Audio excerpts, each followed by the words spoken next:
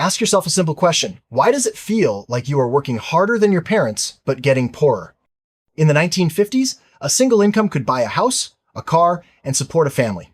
Today, two incomes barely cover the rent in most major cities. We are told it's corporate greed. We are told it's supply chains. We are told it's just how the economy works. But what if I told you that was a lie? What if I told you that the game was rigged on a specific Sunday evening 50 years ago? I have directed Secretary Connolly to suspend temporarily the convertibility of the American dollar into gold. Temporarily. That was the word they used. But that temporary decision changed the DNA of human civilization. It was the moment money stopped being an asset and started being a weapon. This is the story of the 1971 shock, the day money lost its soul, and how it's still quietly stealing your future today. To understand the crime, we first have to understand the rules of the old game. Rewind to 1944. World War II is ending.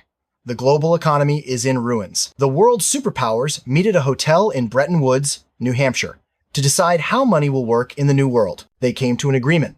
The US dollar would be the world's reserve currency. Every other currency, the pound, the franc, the yen, would be pegged to the dollar. But here is the catch. The dollar itself was pegged to gold, specifically $35 for 1 ounce of gold. This was the golden anchor. It meant that the US government couldn't just print money whenever they felt like it. If they printed a dollar, they needed the gold to back it up. Money had a soul. It represented something physical. It represented proof of work. For 25 years, this system created the greatest economic boom in human history. The middle class exploded. Prosperity wasn't just for the elites, it was shared. But there was a flaw in the system. A flaw that relied on one dangerous assumption, that the United States government would be disciplined.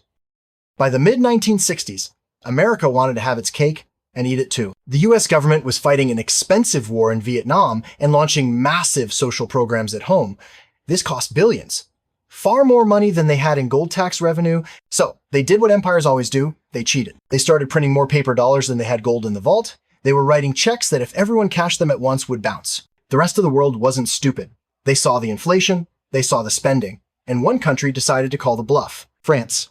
President Charles de Gaulle smelled a rat. He demanded that the US redeem France's paper dollars for physical gold. He actually sent the French Navy across the Atlantic to pick up the gold bars and bring them back to Paris. Soon other nations followed. Switzerland, Spain, Germany. The US gold reserves began to bleed out. The vault at Fort Knox was emptying. America was facing a sovereign default. President Richard Nixon had two choices. Choice A: stop printing money, cut spending, and cause a recession to save the dollar's integrity. Or choice B: change the rules of the game so you can never lose. Which one do you think he chose? It happened on August 15th, 1971. Nixon gathered his advisors at Camp David in total secrecy. They knew what they were about to do would shock the world markets. That's why they did it on a Sunday night when Wall Street was closed. Nixon interrupted the most popular TV show of the night, Bonanza, to deliver a message to the nation. Your dollar will be worth just as much tomorrow as it is today. He lied. He claimed he was closing the gold window temporarily to stop speculators. But in reality, he was severing the link between money and reality. In that instant, the US dollar became fiat currency. Fiat is Latin for let it be done. It is money simply because the government says it is. It is backed by nothing but faith. The anchor was cut. The ship was now drifting into the open ocean with no map and a captain who had just discovered he could print his own wind. So, what happened next? Did the world end? Not immediately. And that's the trick. The poison was slow acting. If you look at almost any economic chart, something strange happens right around 1971. Before 1971, when productivity went up, workers' wages went up. They moved together. After 1971, productivity kept skyrocketing, but wages flatlined. Where did the extra money go? It went to the people closest to the money printer. This is known as the Cantillon Effect. When new money is printed, it doesn't reach everyone at the same time. Banks, corporations, and the government get it first. They buy assets, houses, stocks, land at yesterday's prices. By the time that new money reaches your paycheck, prices have already gone up. You didn't get a raise, you got a pay cut disguised as inflation. Since 1971, the US dollar has lost over 87% of its purchasing power. Gold, which was $35 an ounce, is now over $2,000. It's not that gold got more expensive, it's that your money became worthless. We replaced money, a store of value, with currency, a medium of exchange that leaks value. This is why you have to invest in the stock market just to retire. Saving money in a bank account used to be responsible. Now, it's financial suicide. The system forces you to gamble just to stay afloat. We are living in the world that 1971 built, a world of infinite debt. A world where financial crises happen every decade like clockwork. A world where the gap between the rich and the rest is the widest it has ever been.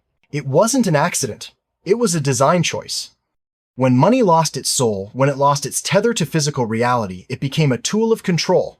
It allows governments to fund wars without raising taxes. It allows bailouts for the wealthy while the poor pay through inflation. History doesn't repeat, but it rhymes. Every fiat currency in history, from Rome to Weimar Germany, has eventually returned to its intrinsic value. Zero. The 1971 experiment is 50 years old now. The cracks are showing. The debt is piling up. The question isn't, why is everything so expensive? The question is, what will you hold when the music finally stops?